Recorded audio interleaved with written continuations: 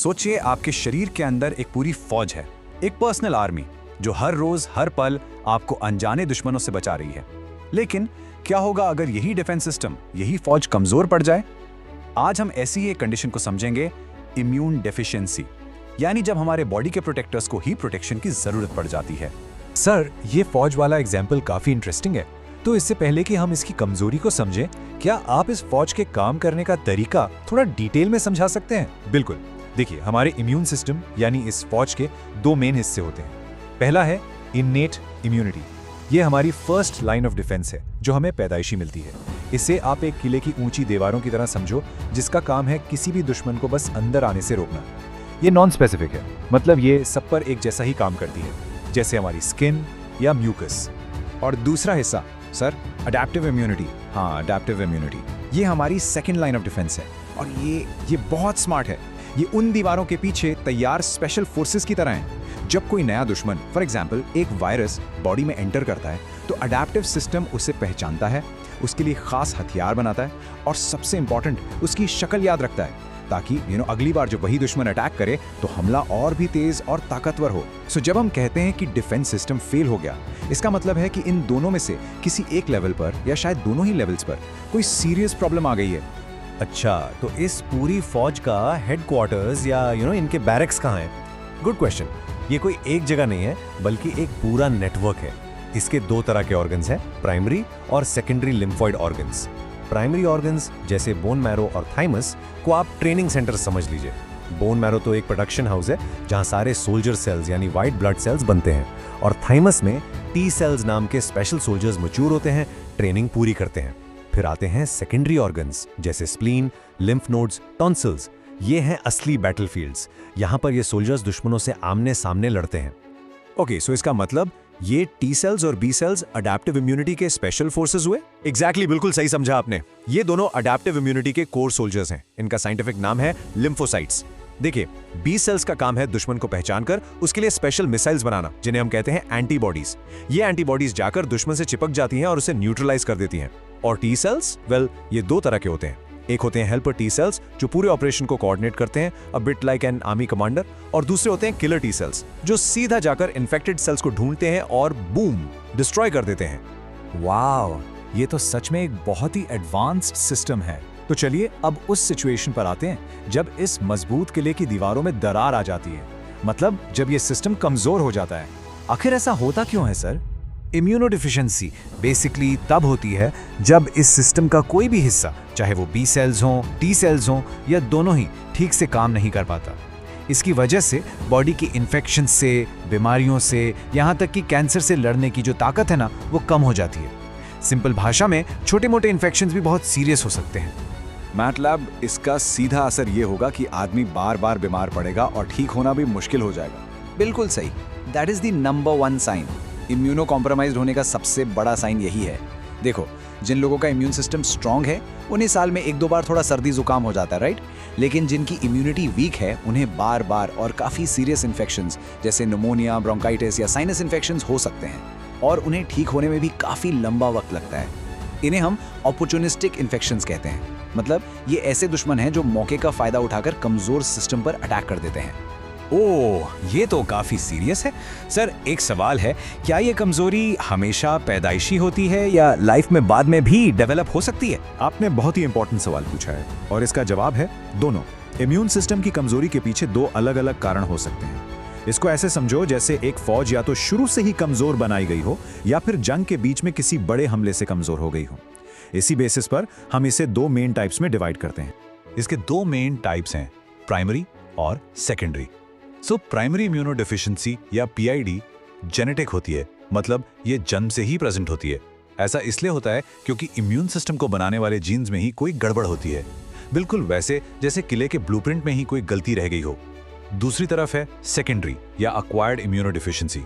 जैसा नाम से ही क्लियर है, ये लाइफ में बाद में होती है। इसका कारण कोई एक्सटर्नल फैक्टर होता है, जैसे कोई इन्फेक्शन, कोई केमिकल या मालन्यूट्रिशन। ये बिल्कुल ऐसा है जैसे किले पर बाहर से हमला हुआ हो जिसने उसकी दीवारों को कमजोर कर दिया हो। सर, इनके कुछ रियल वर्ल्ड एग्जांपल्स दे सकते हैं ताकि आसानी से समझ आए? जरूर। प्राइमरी में एक क्लासिक एग्जांपल है SCID यानी सिवियर कंबाइंड इम्यूनोडेफिशिएंसी। शायद आपने बबल बॉय डिजीज के बारे में सुना हो, ये वही है। इसमें टी सेल्स और बी सेल्स दोनों ही ठीक से काम नहीं करते। बच्चे को इन्फेक्शन से बचाने के लिए एकदम स्टेराइल एनवायरनमेंट में रखना पड़ता है। और सेकेंडरी का सबसे जाना माना एग्जाम्पल है HIV एड्स।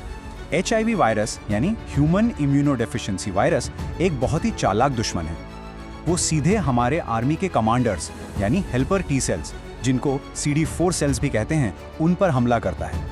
ये वायरस इन CD4 सेल्स के अंदर जाकर उन्हें खत्म कर देता है। और जब कमांडर्स ही नहीं रहेंगे तो फौज का क्या होगा? जब CD4 सेल्स का काउंट बहुत गिर जाता है, पूरा इम्यून सिस्टम कोलैप्स हो जाता है। इसी स्टेज को एड्स कहते हैं। ये तो बहुत ही सीरियस है सर। तो अब आते हैं सबसे ज़रूरी सवाल पर।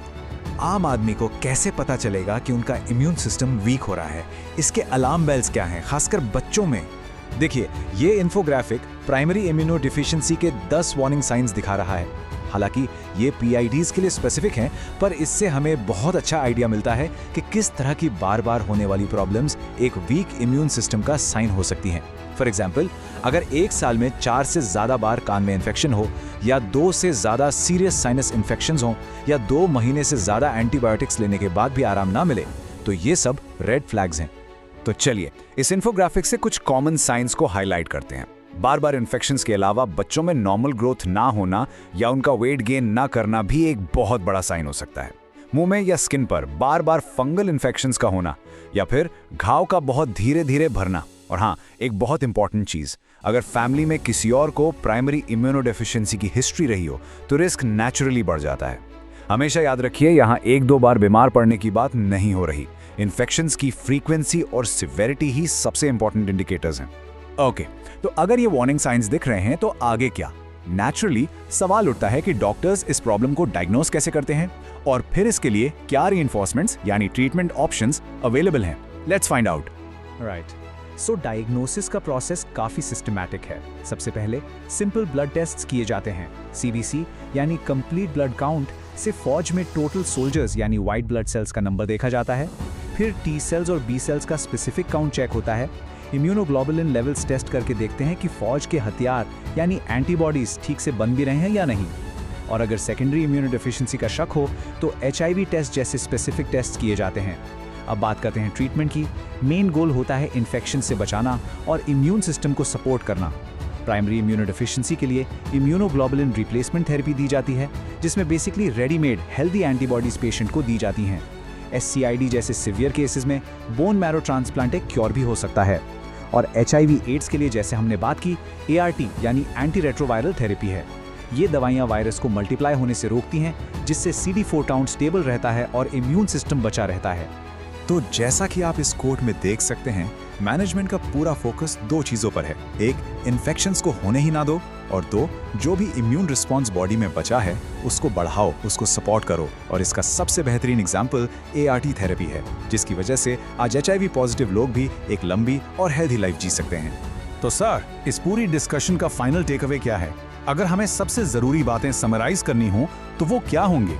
इट्स क्लियर कि हमें अपने इम्यून सिस्टम को फॉर ग्रांटेड नहीं लेना चाहिए।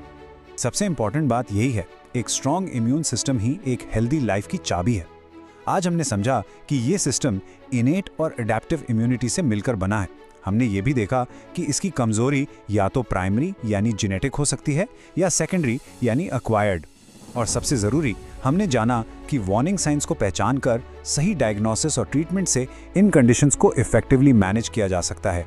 बिल्कुल, और ये एक्सप्लेनर हम आपको इसी एक सवाल के साथ छोड़कर जाना चाहते हैं। आप रोज़ अपनी बॉडी के इन अनमोल डिफेंसेस को सपोर्ट करने के लिए क्या कर सकते हैं? एक्वायर्ड इम्यूनोडेफिशिएंसी के कई केसेस जैसे मेल न्यूट्रिशन से जुड़ी कमजोरी, उन्हें तो रोका जा सकता है। एक बैलेंस डाइट, रेगुलर एक्सरसाइज, पूरी नींद और अच्छी हाइजीन, ये सब आपकी फौज को मजबूत रखने के सबसे ज़रूरी हथियार हैं। अपने इम्यून सिस्टम का ख्याल रखिए, क्योंकि वो आपका ख्याल रखता है। Thank you.